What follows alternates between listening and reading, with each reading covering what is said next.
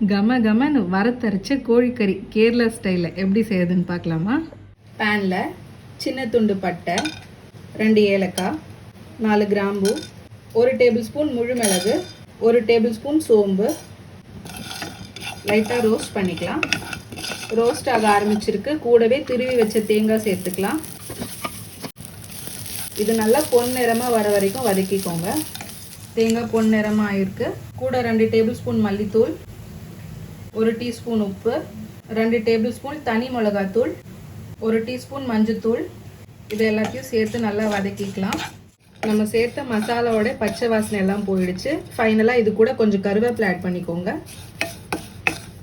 அவ்வளோதான். இது cool down ஆனோடனே மிக்சியில் கொஞ்சமாக தண்ணி சேர்த்து நல்லா அரைச்சி எடுத்துக்கலாம்.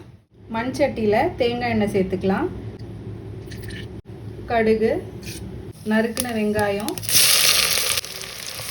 கொஞ்சமாக வதக்கிக்கலாம். வெங்காயம் வதங்க ஆரம்பிச்சிருக்கு. இப்போ இது கூடவே ஒரு பெரிய டேபிள் ஸ்பூன் இஞ்சி பூண்டு பேஸ்ட்டையும் சேர்த்து வதக்கிக்கலாம். இஞ்சி பூண்டோட பச்சை வாசனை போயிடுச்சு. இப்போ தக்காளி ஆட் பண்ணிக்கலாம். இதுவும் நல்லா வதங்கட்டும். தக்காளி வதங்க ஆரம்பிச்சிருச்சு. இப்போ 1 டேபிள் ஸ்பூன் உப்பு சேர்த்துக்கலாம். லைட்டாக மிக்ஸ் பண்ணிவிட்டு இது கூடவே கழுவி வச்சுருக்கிற சிக்கனையும் ஆட் பண்ணிக்கலாம். நல்லா மிக்ஸ் பண்ணி விட்டுக்கலாம். நல்லா மிக்ஸ் ஆகிடுச்சு. இப்போ இதை ஒரு மூடி போட்டு ஒரு 5 மினிட்ஸ் வரைக்கும் குக் பண்ணி எடுத்துக்கலாம்.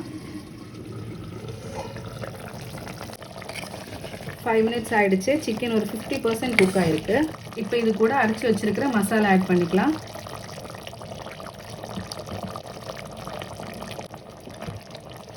எல்லாத்தையும் சேர்த்து நல்லா மிக்ஸ் பண்ணிக்கலாம். மசாலா அரைச்ச தண்ணி 1 கிளாஸ். ஒரு வாட்டி நல்லா மிக்ஸ் பண்ணிவிட்டு மூடி போட்டு இன்னொரு 10 நிமிஷத்துக்கு குக் பண்ணிக்கலாம். கேரளா ஸ்டைலில் வறுத்தரைச்ச கோழிக்கறி ரெடி ஆயிடுச்சு. வாங்க சர்வ் பண்ணிடலாம்.